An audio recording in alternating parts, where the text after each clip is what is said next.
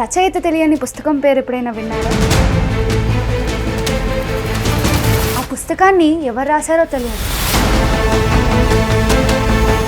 ఆ జ్ఞానం ఎక్కడి నుంచి వచ్చిందయ్యా అంటే శూన్యం అంట.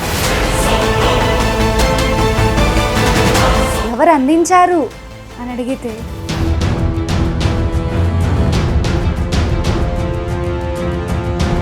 చిరంజీవి అయినటువంటి హనుమంతుల వారు అందించారంట. ఇంతకీ ఏంటా పుస్తకం? అందులో నిక్షిప్తమై ఉన్న జ్ఞానం ఏంటి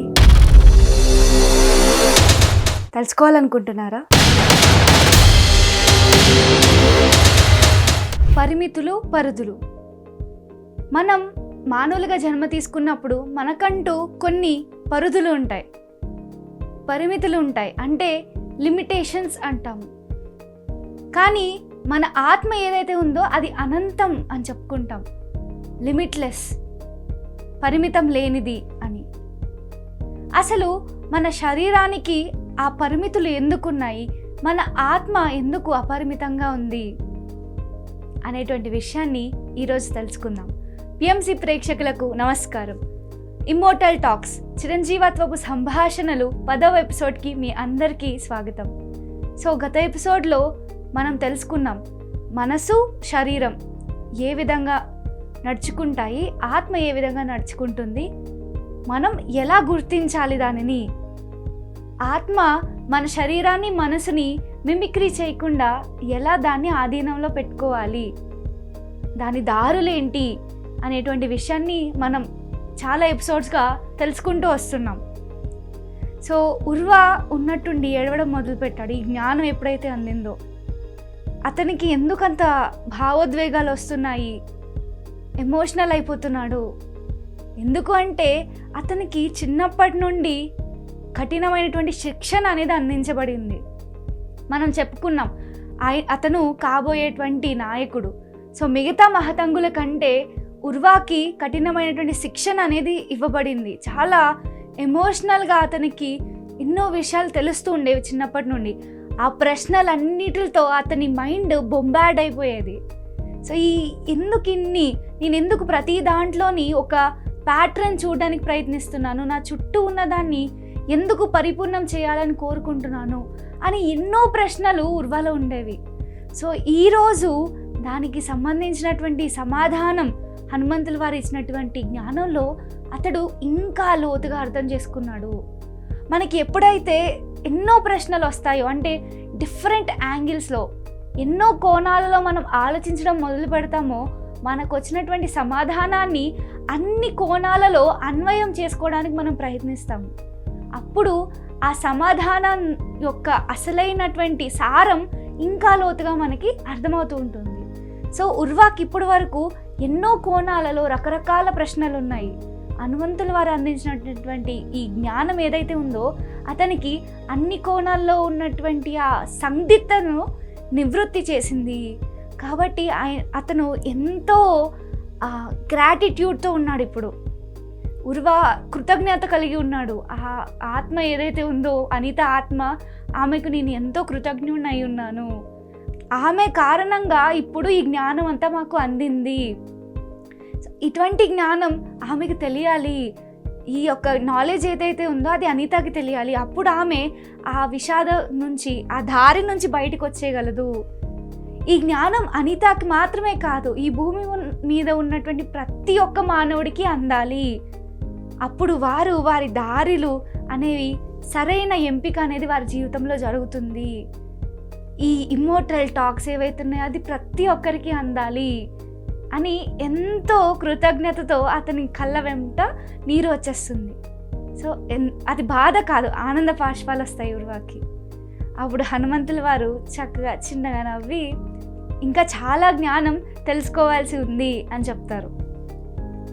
సో ఇప్పుడు హనుమంతుల వారు అడుగుతారనమాట, ఈ విశ్వంలో ఏదైతే మనం చిన్న భాగం అని చెప్పుకుంటున్నాం కదా, సో అది దాని నుంచి మనం వేరు చేసి, అంటే ఒక యాపిల్ ఉంది అనుకున్నాం, యాపిల్ పండులో ఒక చిన్న భాగాన్ని కట్ చేసి ఎలా అయితే బయటకు తీస్తామో అలాగే ఈ ఆత్మ కూడా ఆ చిన్న భాగాన్ని ఎంచుకుంటుందా, అది కట్ చేసి బయటికి తీసినట్లుగా ఆ భాగాన్ని మాత్రం మనం సపరేట్గా తీసుకొని జన్మ తీసుకొని వస్తుందా అని హనుమంతుల వారు అడుగుతారు. ఆయనే అడుగుతారు ప్రశ్న.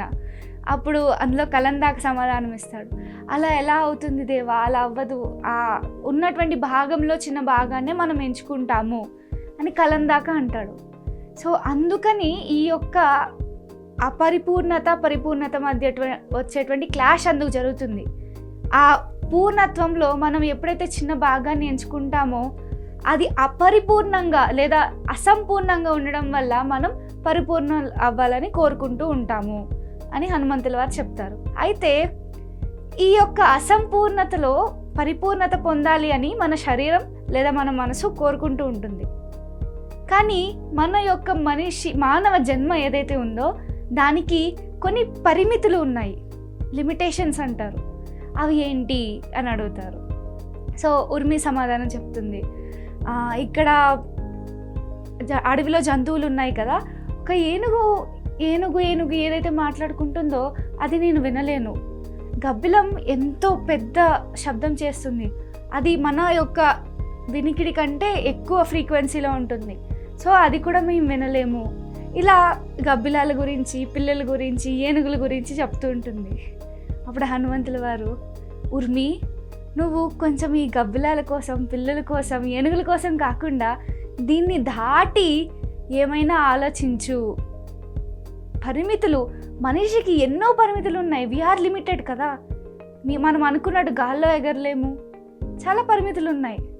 అవి ఏంటి, ఒక్కసారి మీ యొక్క మనసుకు ఆ లిమిట్లెస్ థింకింగ్ అయినా ఇవ్వండి, ఆలోచన అయినా ఇవ్వండి, ఇక్కడ కాకుండా అని. సో ఇక్కడ పంచేంద్రియాల యొక్క పరిమితుల గురించి హనుమంతుల వారు మాట్లాడతారు. మనం చూసేటువంటి చూపు ఏదైతే ఉందో అది ఒకవేళ మనకు ఒక పరిమితి ఉంది, మనం ఈ రేంజ్ వరకు మాత్రమే చూడగలం అని కదా, ఇంత దూరం వరకు మనం చూడగలం, లేదా ఈ వస్తువులను చూడగలం అనేటువంటి పరిమితి మన పంచేంద్రియాలలో మన చూపుకుంది. అలా ప్రతి ఒక్క ఇంద్రియానికి ఉంది, రైట్? సో అదేంటి, ఒకవేళ ఈ పరిమితిని నేను పెంచాను అంటే ఏమవుతుంది అని అడుగుతారు హనుమంతుల వారు. సో దానికి ఉర్వ, మేము పిచ్చోళ్ళం అయిపోతాం దేవా అని సమాధానం చెప్తాడు. We go crazy. ఎందుకని? సో దానికి ఎక్స్ప్లెనేషన్ హనుమంతుల వారు ఇస్తారు. ఒకవేళ మీ చూపు యొక్క పరిమితిని పెంచాను, విస్తృతం చేసేసాను అనుకోండి, అప్పుడు మీకు గాల్లో ఉన్నటువంటి ఆత్మలు కూడా కనిపిస్తాయి. మన పరిమితి ఎంతవరకు ఉంది, సూక్ష్మాతి సూక్ష్మమైనవి మనం చూడలేము, రైట్? మన ఐకి ఒక రేంజ్ ఉంది, అవి మాత్రమే చూడగలం. మన కళ్ళెదురుగా ఆత్మలు, దెయ్యాలు కనిపిస్తుంటే మనం ఏం చేస్తాం? ఆబ్వియస్లీ వి గో క్రేజీ కదా, పిచ్చోళం అయిపోతుంటాం. సో అలానే ప్రతి ఇంద్రియం, మనం వాసన యొక్క పరిమితి పెరిగిపోయింది అనుకో, ఎంతో దూరంగా వస్తున్నటువంటి వాసన కూడా మనం చూడగలిగాం అనుకో, మైండ్ మొత్తం డిస్టర్బ్ అయిపోతుంది. టేస్ట్ని కూడా మనం చాలా ఎక్కువ అనుభూతి చెందగలిగామో అనుకోండి. సో కొన్ని చేదు పదార్థాలు అవి మనం తట్టుకోగలం, కానీ ఈ యొక్క టేస్ట్ బడ్స్ యొక్క పరిమితి అనేది విస్తారం అయిపోయింది అనుకోండి, మనం ఆ ఆహారాన్ని తీసుకోలేము. ఎన్నో ఔషధ గుణాలు కలిగినటువంటి ఇవి చేదుగా ఉంటుంటాయి, వాటిని మనం స్వీకరించలేము. So taste. అదేవిధంగా వినడం, మనకి కొన్ని వరకు వినిపిస్తుంటాయి, కానీ ఎక్కువ పెద్ద పెద్ద శబ్దాలు ఏవైతే ఉన్నాయో అవి మన ఫ్రీక్వెన్సీ పెరిగింది అనుకోండి, చెవులోంచి రక్తాలు వచ్చేస్తాయి, వినలేము. సో ఇలా స్పర్శ, ఇప్పుడు మనం ఇలా కనిపిస్తున్నాం, కానీ గాలిలో కొన్ని అణువులు, పరమాణువులు అనేవి చాలా చిన్నవి ఉంటాయి.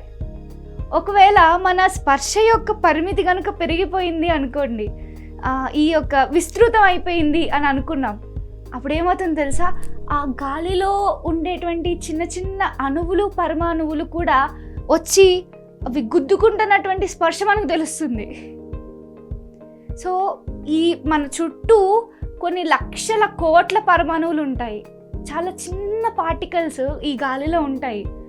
మన స్పర్శ యొక్క పరిమితి పెరిగిపోతే ఆ అణువులు, పరమాణువులు వచ్చి మన శరీరాన్ని ఏదో బాణాలు పొడుచుకున్నట్లుగా మనకి నొప్పి అనేది వస్తుంది. కాబట్టి మన యొక్క స్పర్శకి కూడా పరిమితి అనేది ఉంది. మనం ఈ వరకు ఒక గాలి దాన్ని మాత్రమే అనుభూతి చెందగలం. ఆ గాలిలో ఉండేటువంటి చిన్న చిన్న పార్టికల్స్ని మనం అనుభూతి చెందలేము. సో ఇలా మనిషికి కొన్ని పరిమితులు అనేది పెట్టారు. ఇలా చెప్తున్నప్పుడు అప్పుడు కలందాక మనం తినేటువంటి ఆహారం కూడా, సో దానికి ఒక పరిమితి ఉంది. మనం ఇంతకంటే ఎక్కువ, ఒక పరిమితికి మించి ఎక్కువ ఆహారం తీసుకున్నామంటే ఈ సిస్టమ్ అనేది పాడైపోతుంది, అనారోగ్యాల పాలవుతాము. తీసుకోవాల్సిన దానికంటే తక్కువ తీసుకుంటే జీవనం సాగించలేము, బ్రతకలేము. కాబట్టి తినే ఆహారంలో కూడా పరిమితి ఉంది. అప్పుడు వెంటనే ఉర్మి దానికి యాడ్ చేస్తుంది అన్నమాట, ఏం తినాలి అనేది కూడా. ఇప్పుడు ఆహారం గురించి మాట్లాడుతున్నాం కాబట్టి ఏ ఆహారం తీసుకోవాలి, అది కూడా అప్పర్ లిమిట్, లోవర్ లిమిట్, కింద స్థాయి పరిమితి, పై స్థాయి పరిమితి. మనం జంతువుల పట్ల ఉదారత కలిగి ఉన్నాము కాబట్టి వాటిని హింసించి చంపి తినము. కానీ ఆ ఉదారత ఎక్కడి వరకు అంటే వాటి యొక్క తేనెని తీసుకుంటాము, వాటి నుండి ప్రొడ్యూస్ అయ్యేటువంటి పాలు ఇటువంటివన్నీ తీసుకుంటాము. కాబట్టి ఆ పరిమితి, ఈ పరిమితి. వాటిని చంపి తినము, వాటి ఆహారాన్ని తీసుకోము, కానీ తేనెని మరియు వాటి యొక్క మిల్క్ ప్రోడక్ట్స్ ఏవైతే ఉన్నాయో వాటిని తీసుకుంటాము అని ఉర్మి అంటుంది. అప్పుడు హనుమంతుల వారు అంటారు, ఇది మీ మహతంగుల యొక్క పరిధి. అంటే మీ మహతంగుల కల్చర్లో మీ యొక్క ఆలోచన అది. మీరు జంతువుల్ని చంపరు, ఆ యొక్క మాంసాన్ని భుజించరు, కానీ వాటి యొక్క అవి అందించేటువంటి వనరుల్ని మాత్రం మీరు స్వీకరిస్తారు. కానీ బయట ప్రపంచంలో అది వేరే విధంగా ఉంటుంది. వారు క్రూరంగా జంతువుల్ని కూడా చంపుకొని తినేస్తూ ఉంటారు అని హనుమంతుల వారు చెప్తారు. సో ఇంకొందరు ఎలా అంటే కనీసం ఈ పాలు, పెరుగు ఏవైతే ఉన్నాయో వాటి నుండి వచ్చేటువంటి వనరులు వాటిని కూడా స్వీకరించరు. అటువంటి దయ కలిగిన వాళ్ళు ఉన్నారు, క్రూరంగా జీవించేటువంటి వాళ్ళు కూడా ఉన్నారు. ఒకవేళ నేను ఒక ఋషి యొక్క పరిమితిని పెంచాను అంటే అతను చనిపోతాడు. ఎందుకంటే ఆ యొక్క దయ ఎంతవరకు వెళ్ళిపోతుంది అంటే గాలిని తీసుకోవడానికి కూడా అతను నిరాకరిస్తాడు. ఎందుకంటే అతని దయ ఆ గాలిలో ఉండేటువంటి సూక్ష్మజీవులు అతను శ్వాస తీసుకుంటే అవి చనిపోతాయని చెప్పి శ్వాస తీసుకోవడం కూడా మానేస్తాడు. కాబట్టి ఈ ప్రపంచంలో జరిగేది ప్రతిదీ ఎంత పర్ఫెక్ట్లీ ప్లాన్డో చూడండి, ఎంత స్ట్రక్చర్డ్ ఉందో చూడండి. మన పరిమితుల్ని మనకు ఎంత కరెక్ట్గా పెట్టారో చూడండి. అంటే దైవం యొక్క ప్రణాళిక అనేది ఎంత అద్భుతంగా ఉంటుందో ఆలోచించండి మిత్రులారా. సో ఆ పరిమితులు అనేవి లేకపోతే ఏమైపోతాం ఒకసారి ఆలోచించండి. ఇలా ప్రతిదానికి ఒక పరిమితి అనేది ఉంది. ఇప్పుడు ఇంకొక డౌట్ వస్తుంది అన్నమాట. కలందాక అంటాడు, ఒకవేళ సమయాన్ని ఆపేస్తే అప్పుడు ఆ వస్తువులు ఏమి కదలవు, ఆ వస్తువులో ఎటువంటి చలనము ఉండదు, మనం మాత్రం కదులుతాము అనేటువంటి ఒక విడ్డూరమైనటువంటి ప్రశ్నను అడుగుతాడు. సో సమయాన్ని ఆపేయడం అంటూ ఏది ఉండదు. మన పరిధి ప్రకారం మనం సమయాన్ని ఆపేసాం అనుకుంటాం. ఇప్పుడు చాలా ఫాస్ట్గా ఒక జెట్ వెళ్ళింది అనుకుందాం, అది మన కళ్ళ నుంచి కాంతి వేగంతో వెళ్ళిపోతుంది. అది మనకి ఆ కాంతి వేగంగా ఎందుకు కనిపిస్తుంది? మన ఆలోచన పరిధి ఏదైతే ఉందో, మనం చూసేటువంటి పరిధి ఏదైతే ఉందో అది ఒక లిమిట్ ఉంది. సో ఆ లిమిట్ కంటే అది కొన్ని వందల రెట్లు ఎక్కువ వేగంతో వెళ్ళడం వల్ల అది ఫాస్ట్గా వెళ్ళినట్టు కనిపిస్తుంది.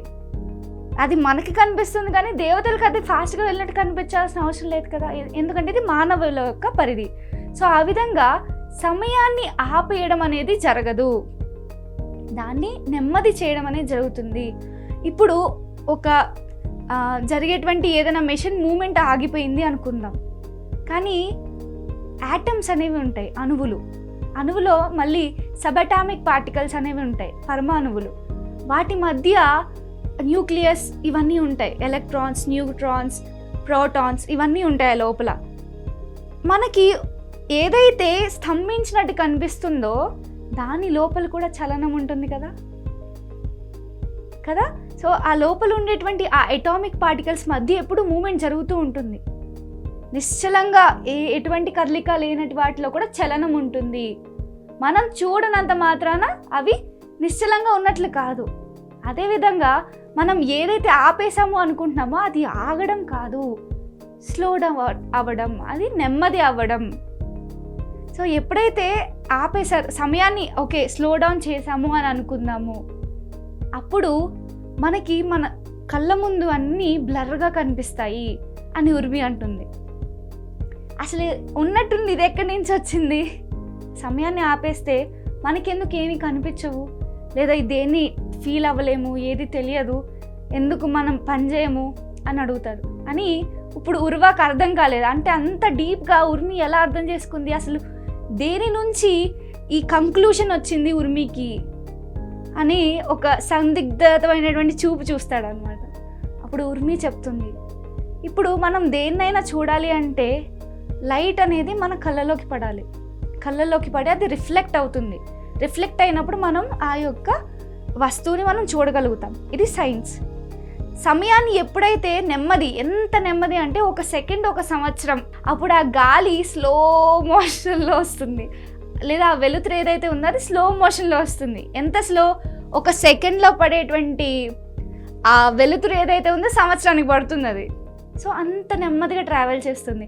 అది ఎప్పుడు వచ్చి మన కళ్ళకు చేరుకోవాలి, అది దాన్ని ఎప్పుడు మన కళ్ళు రిఫ్లెక్ట్ చేయాలి, ఎప్పుడు అది వస్తువుని చూస్తాం మనం. సో ఎప్పుడైతే సమయం ఆగిపోతుందో మనం కూడా ఆగిపోతాము, మనకి చలనం ఉండదు, మన పంచేంద్రియాలు ఏవి పనిచేయవు, బాడీలో మూమెంట్ ఉండదు. ఇంకా సో టైం అనేది మనం బ్రతకడానికి ముఖ్యమైనది. చాలామంది అనుకుంటారు సమయాన్ని ఇట్లా ఫ్రీజ్ చేసేసి నేను ఏది కావాలితే అది చేసుకోవచ్చు అని. సమయం ఫ్రీజ్ అయితే మనం ఫ్రీజ్ అయిపోతాం. సో ఇది పాయింట్ అనమాట. అయితే ఇదంతా కొంచెం వినడానికి హాస్యకరంగా ఉన్నా కూడా ఎందుకు ఈ యొక్క పరిధుల గురించి హనుమంతుల వారు వివరిస్తున్నారు అంటే ఆత్మకు పరిధి లేదు అని వివరించడానికి. సో ఈ శరీరానికి ఈ పరిధులన్నీ ఉన్నాయి, కానీ ఆత్మ సమయం ఉన్నా ఉంటుంది, సమయం లేకపోయినా ఉంటుంది. దానికి సమయంతో సంబంధం లేదు. ఆత్మకి ఈ పరిధులు అనేటువంటివి ఏమీ లేవు. ఈ శరీరానికి మాత్రమే ఆ పరిధులు ఉంటేనే, ఆ సమయం ఉంటేనే మనం ఏదైనా చేయగలము, చలనం అనేది ఉంటుంది. ఆత్మకి వాటితో సంబంధం లేదు అని చివరికి హనుమంతుల వారు వారికి వివరిస్తారు. సో ఇలా జరుగుతున్నప్పుడు మన ధనుష్క ఉన్నాడు కదా, ధనుష్కకి దాహం వేయడం మొదలుపెట్టింది. పాపం హనుమంతుల వారు ఒక క్లిష్టతరమైనటువంటి పరీక్ష పెట్టాడు ధనుష్కకి. ఈ చాప్టర్ స్టార్ట్ అయిన స్టార్టింగ్ నుంచి ధనుష్కకి దాహం వేస్తుంది. హనుమంతుల వారు మంచినీళ్ళు తాగనివ్వట్లేదు, ఆయన జ్ఞానాన్ని అందిస్తూ ఉన్నారు. మళ్ళీ గుర్తు చేశారు, అంటే కొంచెం జాలి చూపించండి దేవా, దాహం వేస్తుంది అని చెప్పడానికి. దేవా ఇప్పుడు నేను అలా చెప్పలేదు, కానీ ధనుష్క అడుగుతాడనమాట, దేవా ఇప్పుడు ఓకే, అంటే నా శరీరానికి దాహం వేస్తుంది, ఆ విషయం నాకు తెలుస్తుంది, కానీ నేను దాని నుంచి కంప్లీట్గా ఆ క్యారెక్టర్, ఆ పాత్ర నుంచి డిటాచ్ అయిపోయాను, ఇప్పుడు దాంతో నాకు సంబంధం లేదు. కానీ నా మైండ్ అనేది చాలా యాక్టివ్గా పనిచేస్తుంది, అది ఈ దాహాన్ని సప్రెస్ చేయడానికి ప్రయత్నిస్తుంది, అణిచివేయడానికి ప్రయత్నిస్తుంది. ఇంకో పక్క మీ మాటల్ని కూడా ఎంతో శ్రద్ధగా వింటుంది. ఇలా 2 రకాలుగా ఎలా జరుగుతాయి దేవా? నా శరీరం దాహం వేస్తుంది, నేను దీని నుంచి డిటాచ్ అయిపోయాను, కానీ నా మనసు నుండి ఎలా డిటాచ్ అవ్వాలి నాకు తెలియడం లేదు. కానీ నా మనసు ఇక్కడ కంప్లీట్ యాక్టివ్గా పనిచేస్తుంది. సో అప్పుడు ధనుష్క పరిస్థితి ఎలాగుంది అంటే, ఒక పక్క తెలుస్తుంది ఈ శరీరం మంచినీళ్ళు కోరుకుంటుంది, తన మనసు దాన్ని అణిచివేస్తుంది. ఈ 2 కూడా శరీరం మనసు చేసేటువంటి ఆ పనులే. అంటే అతని యొక్క క్యారెక్టర్, పాత్ర నుంచి బయటికి రాలేదు, ఆత్మస్థితికి ఇంకా రాలేదు. దీని నుంచి ఎలా బయటికి రావాలో అర్థం కావట్లేదు. ఇలా ఎందుకు జరుగుతుంది, ఎలా బయటికి రావాలి అని అడుగుతున్నాడు. అప్పుడు హనుమంతుల వారు చెప్తారు, సో ఇది కూడా నీ మనసులో ఒక పరిపూర్ణత చెందడానికే. ఇప్పుడు నీ ఎదురుగా చాలా వస్తువులు ఉన్నాయి, తినడానికి ఆహారం ఉంది, చక్కటి ప్రకృతి ఉంది, ఇవన్నీ ఉన్నా కూడా నీకు చూపు ఎప్పుడు ఆ ఎదురుగా ఉన్న కొబ్బరికాయల మీదే ఉంటుంది. నీ చుట్టూ ఇప్పుడు ఎంత సంపద పెట్టినా కూడా నువ్వు ఆ కొబ్బరికాయలనే చూస్తావు, ఎందుకంటే దాహం వేస్తుంది. కాబట్టి నీ మనసు నీకు సిగ్నల్స్ ఇస్తూ ఉంటుంది, నీ శరీరం మనసు రెండు కలిపికట్టుగా పనిచేసి ఆ కొబ్బరికాయ నీకు దొరికితేనే, ఆ నీరు తాగితేనే నువ్వు ఇప్పుడు పరిపూర్ణవి అవుతావు అని చెప్తూ ఉంటుంది. సో ఇలా ఉర్వాకి అర్థమవుతుంది అనమాట ఆ కాన్సెప్ట్, ఏం జరుగుతుంది ఇక్కడ అనేది. అప్పుడు అతను అంటాడు, దేవా నాకు అర్థమైంది, ఇప్పుడు శరీరం అనేది ఎప్పుడు ఆ పరిపూర్ణత చెందడానికి ప్రయత్నిస్తూ ఉంటుంది, మన మనసు కూడా అంతే. సపోజ్ దాని యొక్క ప్రక్రియ ఒకటి తీసుకోవడం, ఇంకొకటి వదిలేయడం, మనకి నచ్చినవి కన్జ్యూమ్ చేయడం, లేదా మనకి సరైనవి కావు అని తెలిసినవి విడిచిపెట్టేయడం. ఈ రెండు మనం చేస్తూ ఉంటాం, మన శరీరం అనేది చేస్తూ ఉంటుంది. సో ఇది ఎవరికైనా అర్థమవుతుంది కదా, ఒక అజ్ఞానికి కూడా ఈ విషయం అర్థమవుతుంది. మంచివి తీసుకుంటాం, చెడ్డవి వదిలేస్తుంటాం, మనకి నచ్చనివో లేదా సరైనవి కానివో మనకి తెలుస్తుంటుంది.